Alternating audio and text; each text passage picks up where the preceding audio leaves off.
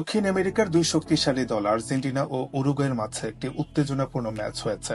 Match জুড়ে ছিল হাতাহাতি ও স্ল্যাজিং, যার পরিণতি হিসেবে ইনজুরি সময় রেফারির লাল কার্ড দেখেন আর্জেন্টিনার ফরোয়ার্ড নিকো গঞ্জালেস। এদিন বল দখলে উরুগুয়ে এগিয়ে থাকলেও আক্রমণের সুযোগ তৈরিতে আধিপত্য দেখিয়েছে আর্জেন্টিনা। সেই সুযোগগুলোর একটি কাজে লাগিয়ে দুর্দান্ত একে গোল উপহার দিলেন থিয়েগো আলমাদা।